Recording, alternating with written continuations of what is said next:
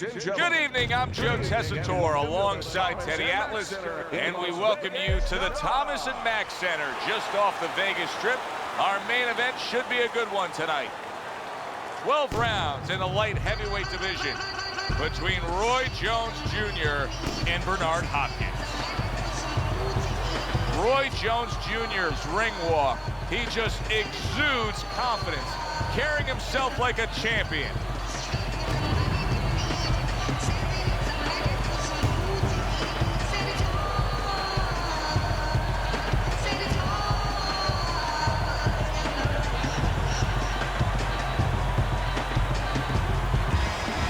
Hopkins is making his way to the ring right now, flanked by his cornermen, and just an overall feeling that they're not exactly hyped up for this one.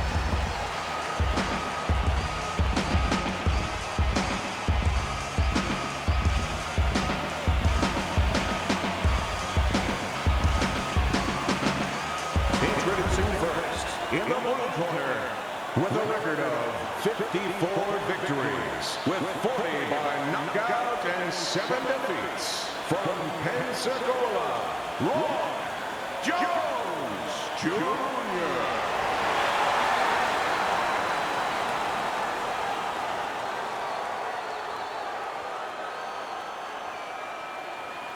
And his opponent across the ring, with a record of 51 victories, 32 by way of knockout and 5 losses, hailing out of Philadelphia, the Executioner, Hopkins.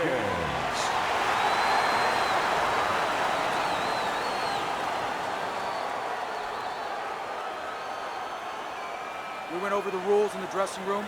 Let's have a good, clean fight. Touch them up. 36 minutes still ahead of him here, round 1 of 12. Comes right back with some offense of his own. Keep working the body. Well, you could see what he wanted to do there, but unable to land that body shot. Big left hand from Roy. Bernard Hopkins against Roy Jones Jr. Teddy, the first time these two met up, when they were both going after their first world title attempt, it was not a good-looking fight at all. No, it wasn't, but you have to remember that Hopkins was at a great disadvantage. He was just so much less experienced than Roy Jones. Now he has caught up with that experience. He's won a title, he's more confident. He's going to be able to serve himself as a much different fighter this night.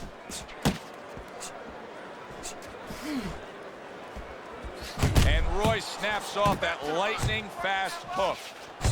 Good snapping jab. That's what you need to get inside. Hey, Joe, if you're going to rob a bank, you need a smoke screen so the guards don't see you coming. You want to get inside? Use the jab. Good shot to the head with that right hand.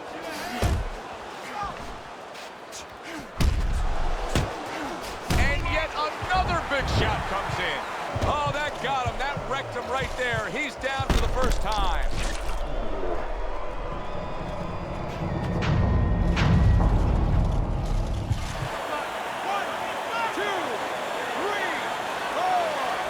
Roy Jones Jr. still in a tough spot here. Don't get fooled just thinking he beat the count and everyth's fine. And I'm not so sure that he can grab. So what you got to do now, if you're a trainer, the way you taught him in the gym is you don't want to go grab because you might leave yourself open. Move your head when he comes to you, then you grab him. Hopkins' right hand scores well. Come on, kid. Took a shot, now he gives a left. Final 10 seconds of round number 1. A target on his head, and he places a hook right on it. And that's the end of round 1. Roy Jones Jr.'s defense is going to need to shine when he gets back out there. I mean, just look at the close-up of that cut we're seeing. Yeah, he's got to use his legs. You're right, Joe. He's got to get out there and buy some time for those medicines to work.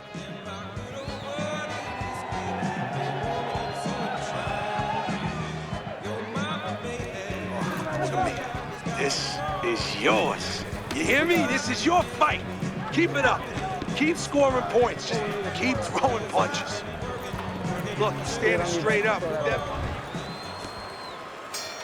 How quickly can he recover? That's one of the questions that'll be answered early on in this round after being knocked down in that last round.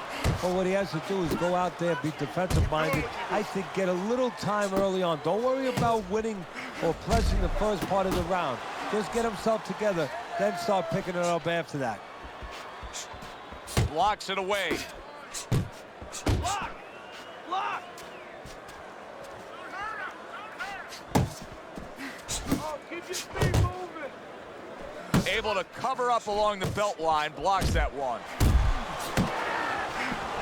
Roy Jones Jr.'s jacked up by an uppercut.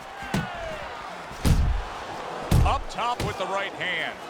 Another huge shot comes in early on in this fight from him. Well, he understood that his opponent, Joe, was a slow starter. He's jumping right on him, taking advantage.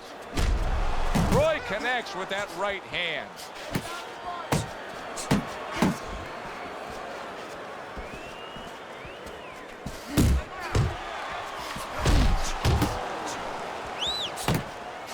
Took a shot, now he gives a left.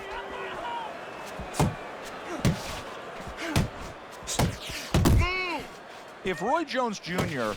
ever took his athleticism and put it into the mold of traditional fundamental boxing, how good would he be? I don't know if he'd be that good. Maybe his awkwardness and his going about it in this kind of freelance way is what works for him, what is supposed to work for him. If he did it traditionally, he might lose maybe the talent that has gotten him to this place.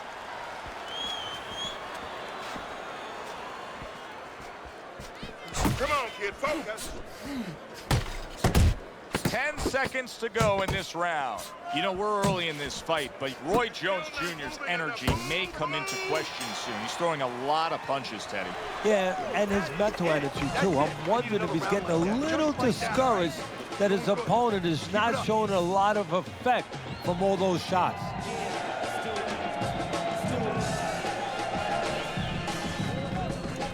Listen, your best defense is to throw more punches. You need to throw more punches. That will keep him away.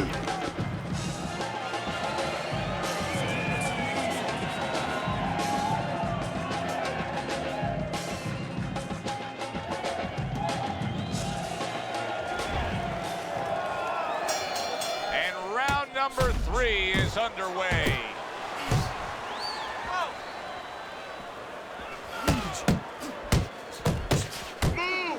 Showing what a skilled fighter he is with this counterpunching. Side to side.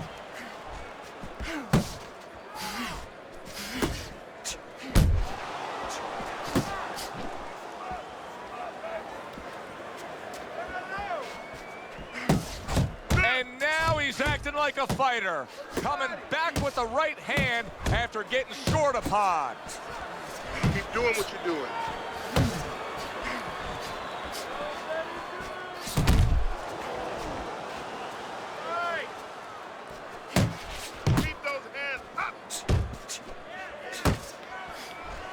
Hopkins has got that one gift that we have seen win time and time again, and that is pure speed. He's got it every which way. Yeah, he's putting those punches together. There's one way that you have to combat speed, and that's not trying to match it, and that's controlling distance and using timing. That's what his opponent needs to do now. Great hook to the head that time. Now he ties up there.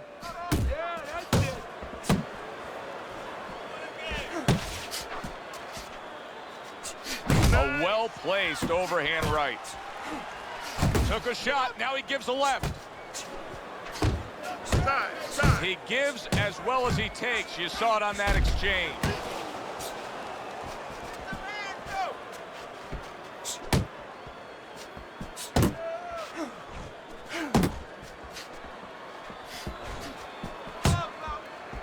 Ten seconds to go in this third round.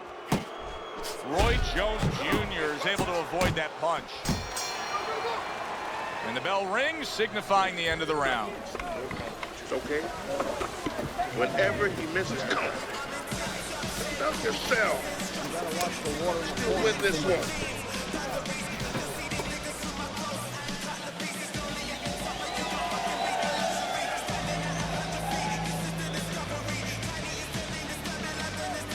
looking good, looking good.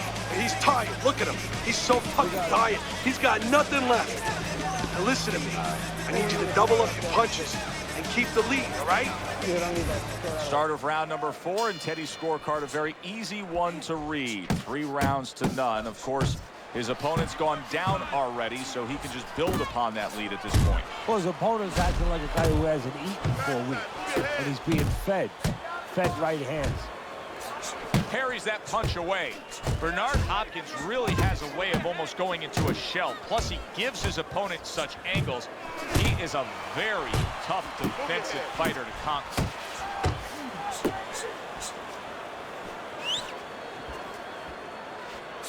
Roy Jones Jr. is once again the target of a hook. And now another left. Jones's opponent has to be conscious of the uppercut. I mean, it's been a consistent weapon of choice. Well, it's the right weapon on the inside because he's splitting the guard. It's right there for him. And he's hitting him with the floor. What I mean by that is he's actually using the ground. He's grounded. He's got his feet down. He bends his knees. And all the power is coming from below. Halfway through this round. You're still not moving enough. Boom, boom! He got hit, but he sends it right back.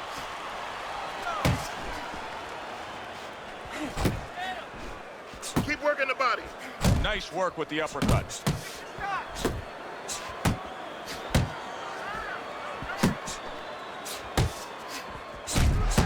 Oh, and there he lands the right hand well.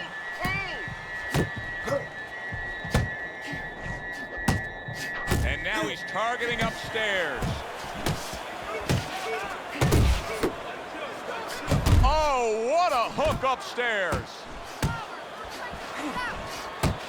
Hopkins is impressing the judges and himself with that right hand. Move! 10 clicks of the talk.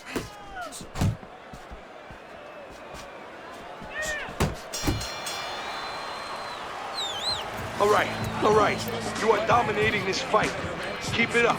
Just keep doing what you're doing.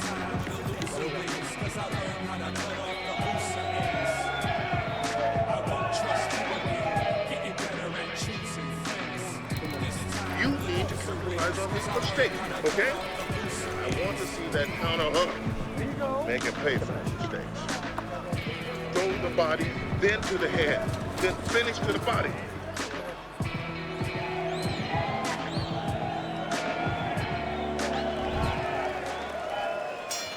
Back to fight action as a new round is underway. Of course, in that last round, it was fairly one-sided. He was hit pretty hard, and now he has to overcome that here. Yeah, you don't have to be Nostradamus to know that. I mean, everybody saw, you know, he got staggered, his knees buckled, did a little dance there. But what you have to really know now is know why you got hit and correct that immediately. Do you see any way in which he can take his opponent's aggression and turn it against him? Yeah, the perfect way. I mean, boxing 101, counterpunching. You got a guy coming at you, no better way than to change his mind. Make him miss, make him pay.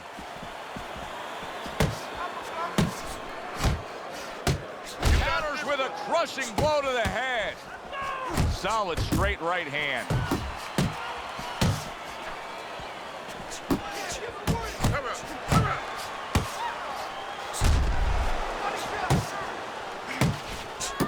Still plenty of time to work here in round number 5. Minute and a half to go.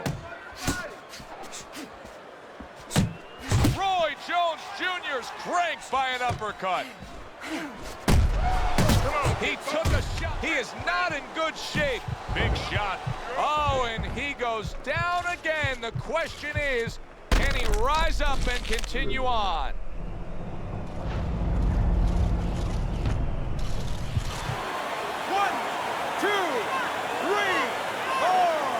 Down he goes, but he's going to continue on, beating the count.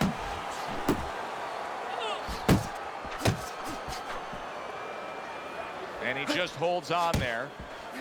Bernard Hopkins is swinging and missing like he's at bat right there. That punch was nowhere near his opponent. Tucks those elbows in, blocks the body shot.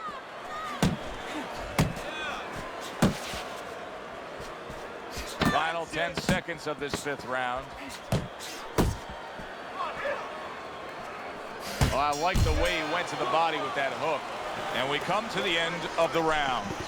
And look at that swollen eye. Jones's eye is basically shut. Well, right now he's got to concentrate harder than he has before, maybe than he ever has before. And he's got to make sure that he sees everything coming at him somehow, finds a way, even looking through that little slit. Just keep working, and this is your fight. Don't get lazy out there, all right? Just don't get lazy. You're winning this fight. He's almost done. You had him that round. You're in control. Next round.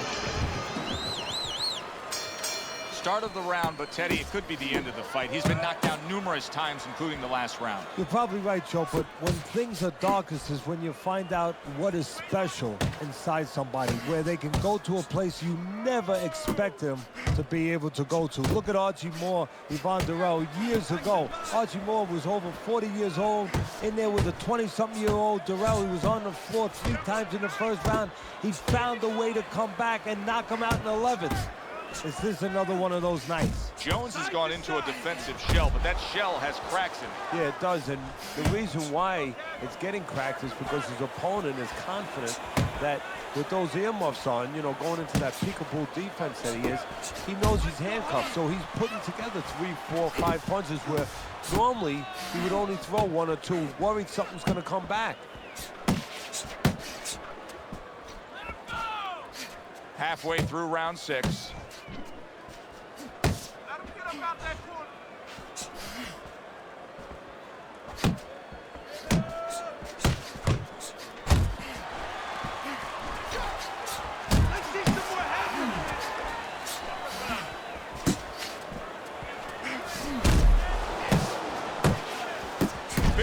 Big shot comes crashing home. Forget about the judges. This one may be over now. Jones is down, and he looks like he's in bad shape. When you fall that way, you usually don't get up. 1, 2, 3, 4, 5. Fight is over. A knockout. Unable to beat the count of 10. For the official word, let's send it up to the ring. By way of knockout, your winner, the Executioner, Hopkins.